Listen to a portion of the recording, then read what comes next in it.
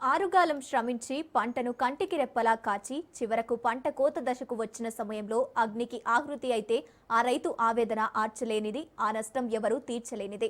ఉమ్మడి ఆదిలాబాద్ జిల్లాలోని రైతుల పంటలు కోతల దశలో అగ్నికి ఆహృతై బూడిద మిగడలంతో రైతుల పరిస్థితి వర్ణాతీతం. కొద్ది రోజుల క్రితమే కుబేర్ మండలంలో పంట చేలతో అగ్ని ప్రమాదం జరిగి జొన్న పంట బూడిదైంది. దిలావర్పూర్ మండలంలో మొక్కజొన్న పంట సైతం అగ్నికి ఆహృతయ్యింది. 2 రోజుల క్రితం బోధ్ మండలం కనుగుట్ట గ్రామంలో సుమారు 50 ఎకరాలలో జొన్న, మొక్కజొన్న పంటలు అగ్నికీలల్లో దహించుకుని బూడిద మిగిలింది. సుమారు 50 ఎకరాల్లో అగ్ని ప్రమాదం జరగడానికి కారణాలను, ఆ రైతుల కన్నీటి గాథలను మా ప్రతినిధి శ్రీనివాస్ అందిస్తారు.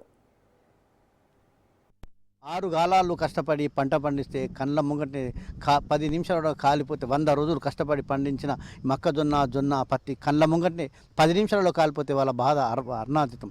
వ్యవసాయం చేయడంటే ప్రభుత్వాలు ఆదుకుంటలేవు, ప్రకృతి ఆదుకుంటలేదు. మాకు వ్యవసాయం కూడా ఇవి కూడా ప్రకృతి కూడా మాకు సహాయం చేస్తలేదు. సో మనం ఇక్కడ ఉన్న కనుగుట్ట గ్రామం, ఆదిలాబాద్ జిల్లా కనుగుట్ట గ్రామంలో ఉన్న బాధితులు మరి ఇక్కడ కాలిపోయిన పంట పండుగ మనం చూస్తున్నాం. ఇక్కడ దాదాపు 50 ఎకరాల పంట కళ్ళమ్మగంట కాలిపోయింది. వీళ్ళని అడుగుదాం. ఈయన యువకుడు ఉంటున్నాడు, ఎవరైతున్నాడు, చెప్పండి మీ బాధ ఎట్లుంది, ఎట్లా కాలిపోయింది, మీ నష్టపరం ఏమి అనుకుంటారు? అక్కడ బుడ్డి దగ్గర పెద్ద సుడి కాల్పు వచ్చి షార్ట్ సర్క్యూట్ అయి పెద్ద మొత్తంలో నిప్పురవాలు చెలరగడంతో గాలితోని మక్క భూములకు మంట రావడం జరిగింది. అదేవిధంగా మొత్తం మా బావ చూడడంతో ఫోన్ కాల్ చేసి మా అందరినీ రమ్మని పిలిచిండు. ఎన్ని ఎకరాల భూమి ఉన్నది, ఎంత పంట? 4 ఎకరాల జొన్న. 4 ఎకరాల జొన్న వచ్చేసరికి కాలిపోయింది మొత్తం. దాదాపు ఎంత దిగుబడి వస్తుంది, ఎంత డబ్బులు వస్తుంది? 25 క్వింటాల దిగుబడి వస్తుంది ఎకరానికి. 100 క్వింటాల నష్టం. 3 లక్షల 4 లక్షల వరకు నష్టం వచ్చింది. దాంతో పైపులు కూడా కాలిపోయినాయి మొత్తం. సో మీది ఎంత ఉన్నది, మీ భూమి ఎంత ఉన్నది, మీది ఏం పంట, మీ నష్టం ఎక్కువది? మాది జొన్న పంట 2 ఎకరాలన్నర మొత్తం వచ్చేసరికి కాలిపోయింది. పైపులు 25 కాలిపోయినాయి. చెప్పిండ్రు, ఫోన్ చేసి చెప్పేసరికి వచ్చినాం కానీ అప్పటికే ఏం లేదు, కాలిపోయింది అప్పటికి. ఇప్పుడు ఈ ఈ జొన్న పండించడానికి ఎన్ని రోజులు అవుతుంది? మీరు ఏమేమి వాడుతుంటారు ఎక్కువ సార్? మేము 120 డేస్ అవుతుంది దీనికి పండించడానికి.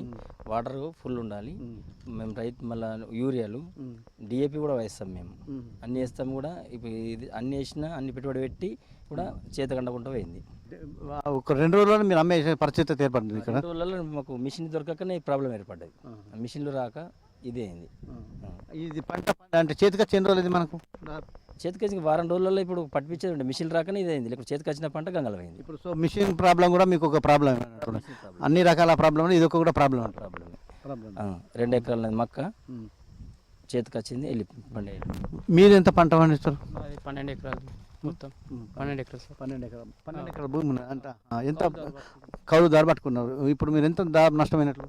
దాదాపు ఉన్నది మక్క 4 లక్షల నుంచి 5 లక్షల దాకా, జొన్నలు ఒక 4 లక్షల నుంచి 5 లక్షలు, మళ్ళీ పైపులు ఒక 150 పైపులు కలిపినాయి. ఇలా పైప్ ఫిట్టింగ్ కూడా ఉంటుంది. సో అవన్నీ. సో ఇప్పుడు అధికారులు ఎవరైనా వచ్చిండ్రా, మరి నివేదిక తయారు చేసిండే? మనం అందరూ వచ్చింది సార్.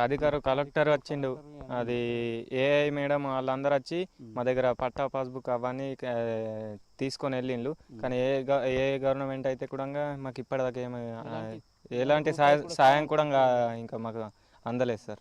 మీకు ఏమైనా హామీ ఇచ్చారు? మేము ఇస్తాం అధికారులు కానీ ఇక్కడ నాయకులు అధికారులు అందరూ హామీ ఇచ్చి వేయండ్రు. హామీ అందరు ఇస్తారు సార్, కానీ మాకు ఆదుకునేటోళ్ళు ఆదుకునేటోళ్ళు మేము ఇప్పుడు మా నాన్నలు మా తాత తరాలు అన్న అయిపోయినాయి. ఇప్పుడు మేము యువ రైతులు ఉన్నాం సార్. మాకు ఇది సాలుకు నష్టమే వాటిడం వల్ల యువ రైతుకు ఏ అభిప్రాయం వస్తుందంటే సార్, మళ్ళీ అది వ్యవసాయం ఏందిరా భయ్ అన్నట్టు వచ్చేస్తున్నారు సార్. చేద్దామా మరి ఎక్కడికైనా ఇది వెళ్ళి ఎక్కడన్నా ఉందామా అన్నట్టు వస్తున్నారు సార్ యువ రైతు. మొత్తం ప్రభుత్వం ఆదుకోకుంటే సార్ మొత్తం యువత మొత్తం కూడా వ్యవసాయం చేసే అసలు లేదు సార్. ఆ పంటకు ఇప్పుడు యూరియాల కోసం కూడా అవి యాప్లు అవి ఇవి తెలని వాళ్ళు అయితే వాళ్ళు ఊతాయి సార్. మళ్ళీ ఇప్పుడు పంట అమ్మాక కూడా మాకు అధిక మొత్తం ఎకరానికి 40 క్వింటాలు వస్తాయి సార్ మక్క, కానీ వాళ్ళు 26 క్వింటాలే తీసుకుంటున్నారు ఎకరానికి. పంట అమ్మేతట అంతే, పంట మేము అది అన్ని అమ్ముకునేదాకా కూడా ఇంతే ఉన్నది సార్ మాది. యువ రైతు అనేది బాగా ఇదైపోతున్నాడు సార్. పంట పండించుడు కష్టమే, అమ్ముడు కష్టమే, తీసుడు కష్టమే, ఇక్కడ యూరియా కూడా కష్టమే, అన్ని రకాల కష్టాలు ఉండడం కూడా ఈ ప్రకృతి కూడా మాకు సహాయం చేయకపోవడం. మా యువ రైతులు మేము మాకు ఉద్యోగం దొరకలేక ఈ వ్యవసాయం చేసుకుంటున్నాం. ఈ వ్యవసాయానికి కూడా ఎవరు కూడా సహాయం చేసే పరిస్థితి మనకి ఇక్కడ కనిపిస్తలేదు. ప్రభుత్వం కనీసం అంటే వచ్చిండ్రు అధికారులు ఖాళీ నాడు మాత్రం హడావిడి చేసి కలెక్టర్ అందరూ వచ్చిన కానీ ఇప్పటివరకు ఏమి హామీ అని చెప్పేసి ఇక్కడ రైతులు మనతోటి వాపోతున్నారు.